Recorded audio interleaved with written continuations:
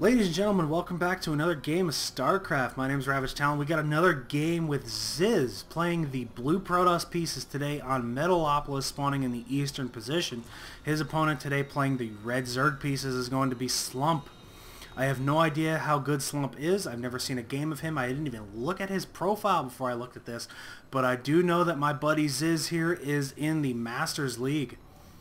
So he is a very competent Protoss player. He played at very high diamond since the game came out. I mean, I followed his play for a while.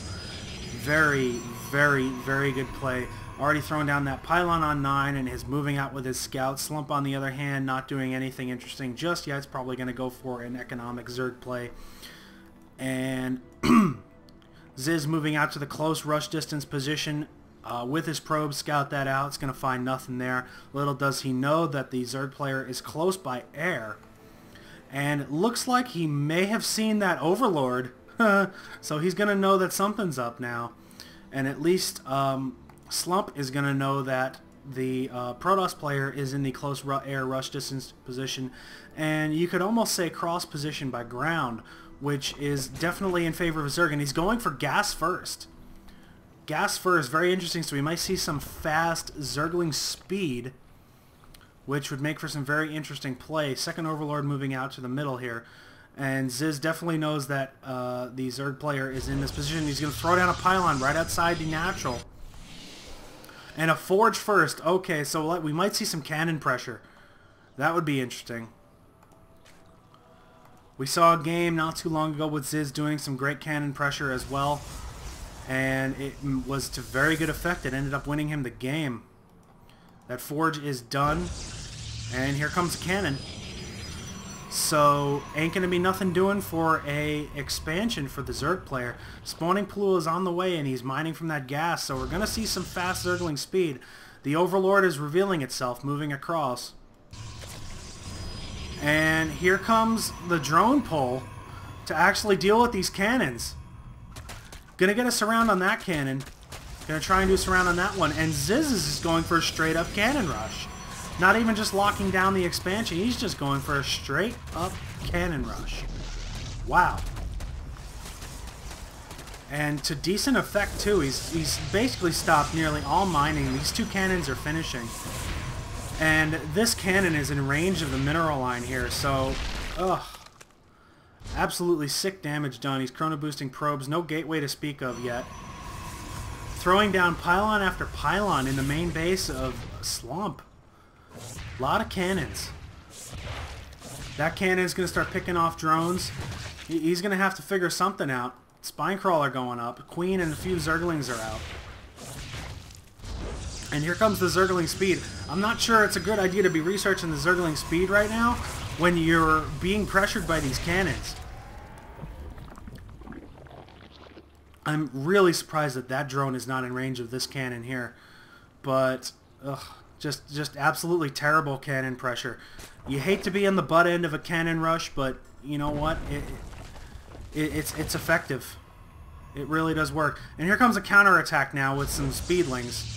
Or not even speedlings. And they do get through. That's not a complete wall off. Cannon going up at the front here as well to protect. Here comes some probes coming off the line. And a Zealot will get chrono boosted out of there quickly. This Spinecrawler is going to start poking away at this cannon. Does manage to take that one out. So I wonder if Slump will be able to actually hold off here. Zergling's moving around trying to be pesky. Loses one to the cannon there. That's not good. You don't want to lose your only two Zerglings that you have. The Zealot is out, so those Zerglings are going to have to run. They're not running. They're holding position. They're holding position. They're going to get owned. Oh, both of those Zerglings get sliced to pieces by the Zealot. Oh, that's terrible. And I just don't know what the Zerg player can do at this point. He's getting a Roach Warren out, and he's saying, this is so imbalanced. Like he's saying that cannon rushing is imba. It's cheese, okay? As much as I hate to discount zyZ by calling it cheese, it's cheese. Cannon rush, I mean, it's a cheap tactic. But you know what? If you don't expect it and you don't scout it, it works. So when people whine about the cheese, you know, there is just as much to blame as the person who cheesed them. You know, you can get away with it. And it's very effective when you do get away with it. That's the whole point. And there's a difference between cheese and all-in. Some people don't realize that. There's a difference between cheese and all-in. All-in means you don't have a next step. The cannon rush, you put on the pressure with the cannons, and if the cannon rush actually fails, in the meantime, while the cannons were doing their dirty work, you're back here, you're macroing up, you're building your base. He's already got the Cyber Core on the way. Cyber Core is done. Warp Gate is on the way. He's got a gateway up. Zealot is out, getting a Sentry out as well. Another gateway and a Robo Bay. He's got his 2 gases and he's got decent mineral saturation, so there's definitely a next step here. And these cannons are basically a hard contain. Excuse me. Basically a hard contain there. Getting a few roaches out. He's going to try and possibly sneak through here. Or no, he's going to try and take the cannon out. 3 roaches plus a queen plus a spine crawler will be able to do some damage. Here. Excuse me. Takes that cannon out. Little does he know there's a lot of there are a lot of pylons here, so even just destroying this pylon won't be enough to unpower these cannons. 3rd gateway on the way, and Immortal is now coming out of the Robo Bay, so that's Robo Facility, excuse me. So that's going to be very effective against the roaches, and warping in a few stalkers up front here, utilizing these pylons while they're still up. Very good play. 4 roaches on the field. Is he going to pick that roach off? Oh! That roach gets away with a single hit point. Sitting there with just 3 hit points is regenning very slowly. Those stalkers could move in here and snipe that easily. He may do just that. Is he going to take a shot? Take the shot. Boom! There goes that roach. Very good, very good. I like it. Zealot Sentry moving out now as well. These 2 stalkers are still up here. Careful not to lose one of those stalkers. Only taking shield damage, so that's alright. 3 more stalkers warping in, backed up by these cannons. Very effective. People don't realize that cheese is effective when it's not scouted.